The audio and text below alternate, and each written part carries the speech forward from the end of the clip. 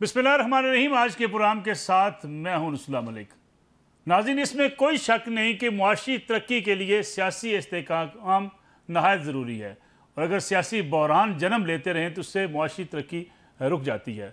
लेकिन गुज़िश्ता 76 बरसों में हम ये बात तय नहीं कर सके कि हमने अपने सियासी बहरान किस तरीके से हल करने हैं। सियासी जो चपकलश आज शायद अरूज पे पहुँची हुई है, इससे हमने कैसे पीछे हटना है।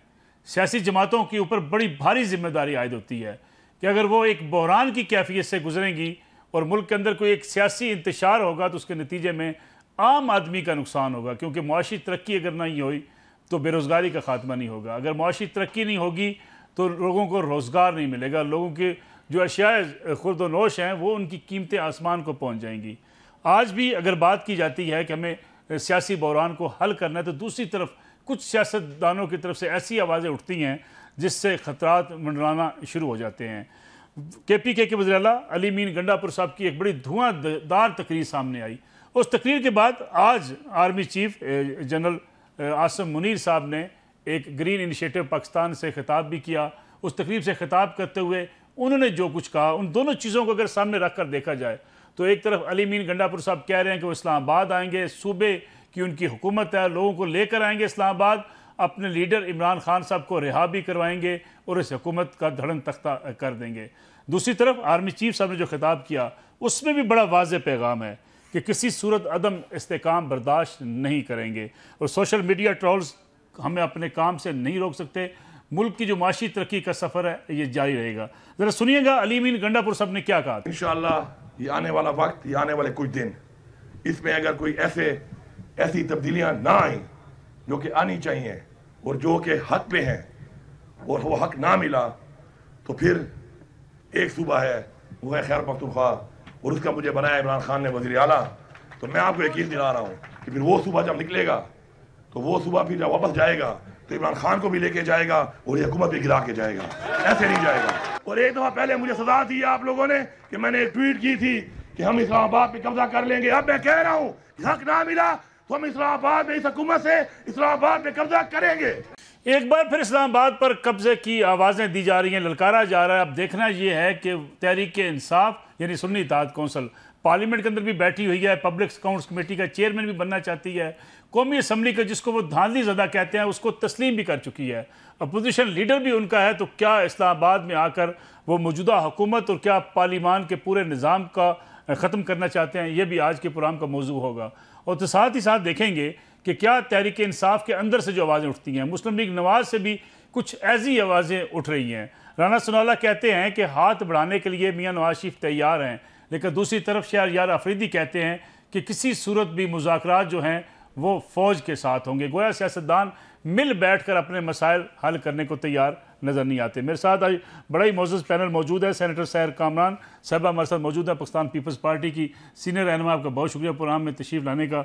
उनके साथ तशरीफ़ रखते हैं नदीम कुरैशी साहब, पाकिस्तान तहरीक इंसाफ के रुकन सूबाई असम्बली हैं, बड़े गरजदार किस्म की तहरीक इंसाफ की आवाज़ भी है। मुस्लिम लीग नवाज़ के सीनियर रहनुमा साबिक़ रुकन असम्बली इख्तियार वली खान साहब हमारे साथ मौजूद हैं। इख्तियार वली खान साहब, आपका भी बहुत शुक्रिया। सेंटर सैर कामरान साहिबा, प्रोग्राम का आगाज़ मैं आपसे करना चाहूँगा, क्या नज़र आ रहा है आपको? एक तरफ जो है वो एक सूबे के वज़ीर आला धमकी दे रहे हैं इस्लामाबाद आएंगे, इस्लामाबाद से न सिर्फ अपने लीडर को रिहा करवा कर पिंडी से लेकर वापस जाएंगे बल्कि हुकूमत को ख़त्म कर देंगे, इस हुकूमत का ख़ात्मा होगा, पूरा इस्लामाबाद जैम कर देंगे। दूसरी तरफ आज जो मैंने जिक्र किया जिसका अपने इंट्रो में आर्मी चीफ का बयान हमारे सामने है, जनरल आसिम मुनीर कहते हैं कि अदम इस्तेकाम हम बर्दाश्त नहीं करेंगे। शुक्रिया नसरुल्लाह मलिक साहब। पहले तो मैं बता दूं कि मैं अब कौमी असम्बली की मेंबर हूं, तो बहरहाल सेनेटर होना एक एहसास था और वो एक दफ़ा कहते हैं once a senator is always a senator. अच्छा, बात यह है कि मैं समझती हूँ कि आज जो ये बात कर रहे हैं ये कोई नई बात नहीं है।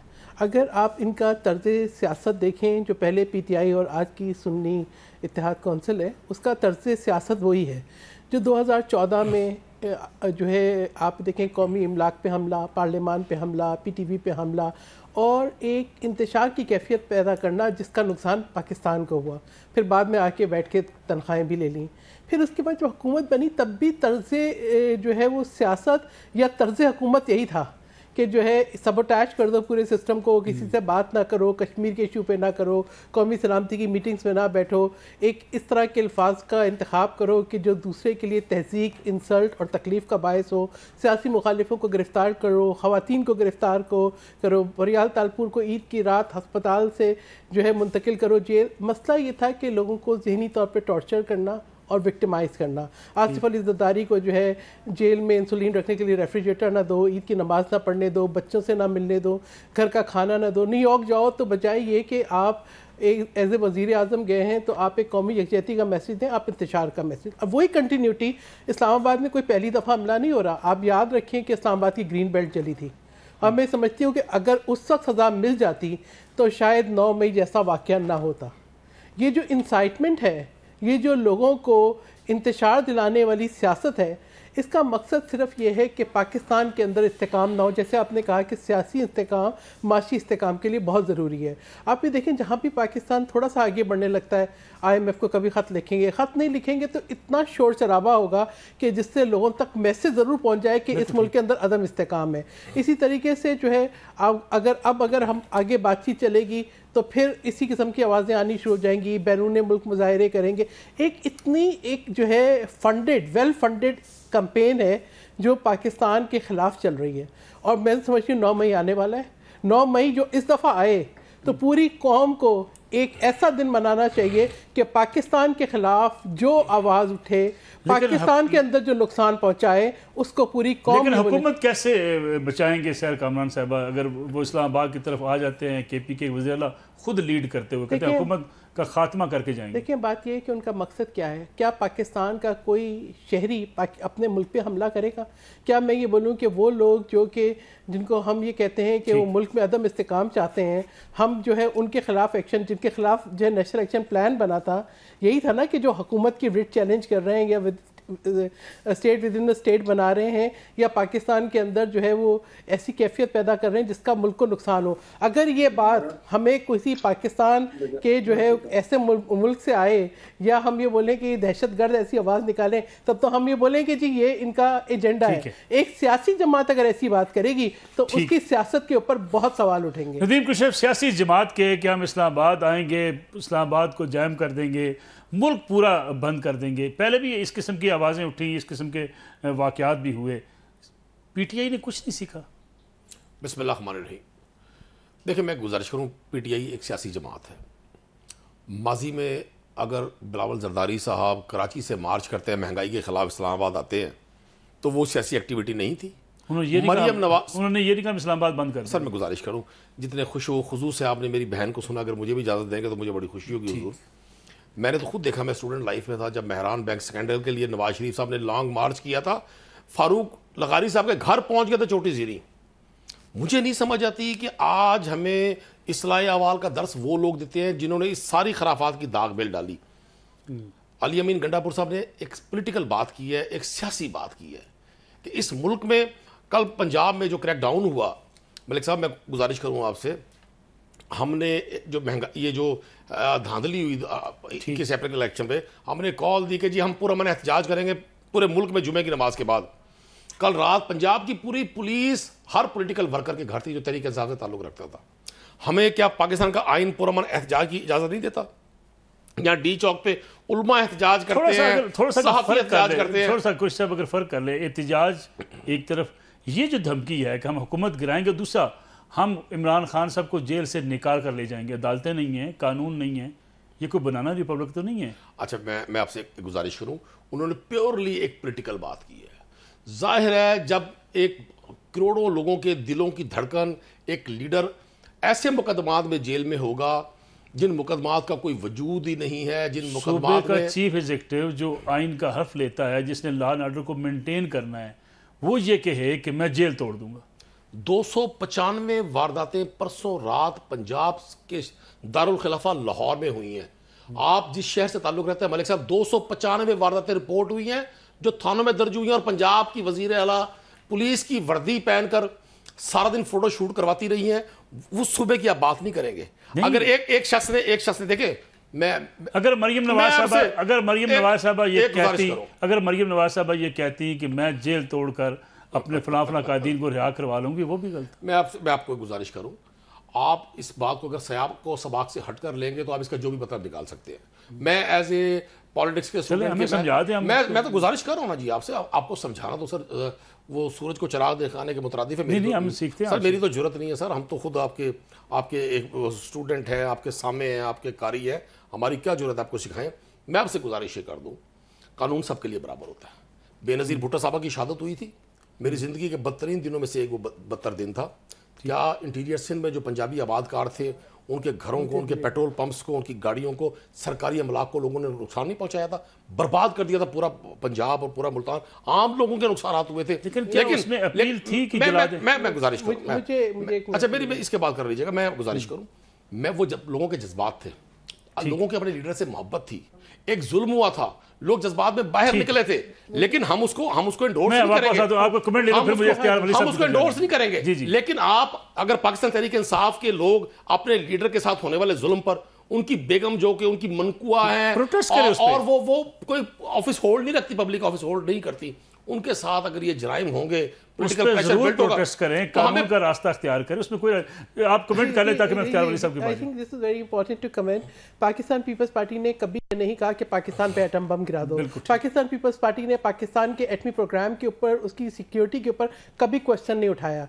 लेकिन मैं आपको ये भी बताऊं कि यकीनन शहीद मोहतरमा बेनज़ीर भुट्टो साहिबा की शहादत एक जो है पाकिस्तान का न सिर्फ नुकसान था, एक अलमिया था, लेकिन पाकिस्तान पीपल्स पार्टी का नारा पाकिस्तान खप्पे था, उस वायरस की अपील नहीं थी किसी वायरस। हम तो उस वक्त सदमे में थे, तदफीन में थे। उसके बाद साबिक सदर मुमलिकत आसिफ अली जरदारी जो उस वक्त जो है वो पीपल्स पार्टी की उन्होंने सरबराही की, उन्होंने नारा जो लगाया वो पाकिस्तान खप्पे का था। और आज भी सदर मुमलिकत जो है वो यही कहते हैं, हार्मोनी और नेशनल यूनिटी। मैं आता हूं इख्तियार वली साहब जो है केपी के वज़ीर आला अली मीन गंडापुर साहब, आपके वज़ीर आला, आपके चूंकि केपीके से बिलोंग करते हैं, ये सियासी बयान समझा जाए उनको, या आप समझते हैं कि वाकई वो इस्लामाबाद पर चढ़ाई कर देंगे? Thank you very much Malik साहब। मैं आपको एक बात बताऊं कि ये इस बयान को आप इतना ज्यादा सीरियस मत लें। अच्छा, ये एक भड़क से ज्यादा नहीं है। ये तो कुछ सब कह रहे हैं कि फिर तो आप कुछ सबसे इत्तेफाक कर गए हैं कि जी बस ये महज बयान है। मैं बताता हूँ ना आपको, ये मुस्तफ़ा कुरैशी और सुल्तान राही के डायलॉग की तरह एक डायलॉग ही था, इससे ज्यादा ये कुछ नहीं है। ये सिर्फ और सिर्फ अपने जो वर्कर्स हैं, जो इनके फॉलोअर्स हैं, उनको इंगेज रखने के लिए, मसरूफ रखने के लिए, क्योंकि इन्होंने बहुत बड़ा एक नारा लगाया था इलेक्शन में कि जुल्म का बदला वोट से। इधर आपने वोट डाला और अगले दिन इमरान खान बाहर हुआ। अब इनके कारकुन इनसे पूछते हैं कि भाई हमसे तुमने वोट ले लिया, इमरान खान की रिहाई किधर है? तुम लोगों ने सिर्फ MNA बनना था, अपनी हुकूमत बनानी थी खैबर पख्तूनख्वा में। अब इनको ये भी मालूम है, इन्होंने पहले देख लिया। अब जाने अनजाने में बंदा अगर थाने के SHO को भी थप्पड़ लगा ले तो वो, अब उसको आप बहादुर कहते हैं या अनजान कहते हैं, वो अलग बात है।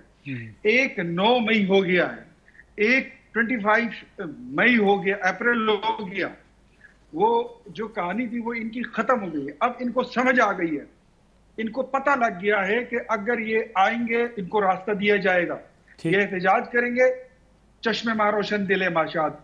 बिल्कुल, ये पॉलिटिकल मुल्क है, जमहूरी मुल्क है, एहतजाज करें, जलूस करें, रैली करें, प्रोटेस्ट करें, but within certain parameter of democracy and discipline. अगर आप उससे बाहर जाएंगे तो फिर आपको पता है कि फिर रियासत का कानून किस तरह हरकत में आता है। अली अमीन साहब वो सिर्फ मशहूर है अपनी भड़क के लिए, अपनी डायलॉग बाजी के लिए, और PTI की पूरी जमात ही उसके लिए मशहूर है। इनको ये बात बता दी है, आज मैं फिर बताता हूं, ये सुन ले कि इस वक्त बात पाकिस्तान की है, मुस्लिम लीग नून की नहीं है, पीपल्स पार्टी की नहीं है, जमीयत की नहीं है, किसी की सियासत की नहीं है। पाकिस्तान को जिस 4.25 साल में आपने जिस दलदल में डाला था, उससे निकालने का प्रोग्राम है। अगर आप पाकिस्तान को नुकसान पहुंचाएंगे, ये बात तय है और ये बिल्कुल क्लियर है कि अगर किसी ने रियासत पर चढ़ाई की कोशिश की, आहनी हाथों से निपटेंगे। कोई ये बात जहन से अगर उसके में हो तो निकाल दे के वो बंदूक उठा के अटक का पुल क्रॉस कर लेगा। नेवर, कभी हो ही नहीं सकता। वो जमाने चले गए जब आपको रास्ता दिया गया और आप बीच चौक तक पहुंच गए थे। अब उस तरह कुछ नहीं होगा, और ना ये कर सकते हैं ना ये करेंगे, और इनको मालूम भी है कि उसके कॉन्सिक्वेंसेस फिर क्या होंगे, फिर इनको भुगतना भी पड़ेगा।